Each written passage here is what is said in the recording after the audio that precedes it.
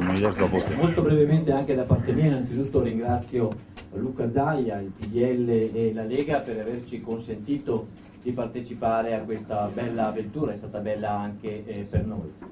Poi per sottolineare quello che è il giudizio politico che diamo noi, e lo descrivo in questo modo: 15 anni fa, quando terminato il governo della Democrazia Cristiana, Galan vince col 38%, Benzi perde col 32%, 15 anni dopo Zaia vince col 60% e Bortolussi perde col 29%.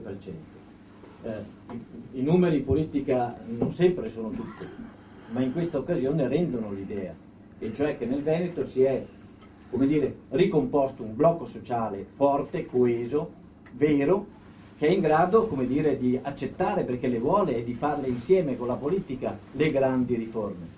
Perché le grandi riforme, soprattutto quelle del federalismo, si fanno, come dire, avendo un blocco sociale in grado di accettarle, di volerle e di seguirle. Ecco, noi partecipiamo a questo lavoro con quello che siamo, per quello che siamo, contenti in qualche modo di portare il nostro contributo. Grazie. Grazie Eles. Marino Zorzato, prego, permesso. Qualche battuta velocissima, ringrazio anch'io dell'invito di oggi. Prendo due slogan che ha usato Luca, che sono quelli che sono diventati gli slogan di coalizione. L'ultimo, insieme facciamo più strada, e il primo, prima il Veneto. Credo che questa sia la base della nostra voglia di stare assieme. Io aggiungo due considerazioni velocissime. La prima, mi dispiace deludere la stampa, ho paura che nei prossimi mesi non ci vedrete litigare, e quindi ci vedrete costruire un nuovo regolamento consiliare, un nuovo statuto regionale, e ci vedrete lavorare per un Veneto che noi vogliamo, il prossimo, il Veneto futuro.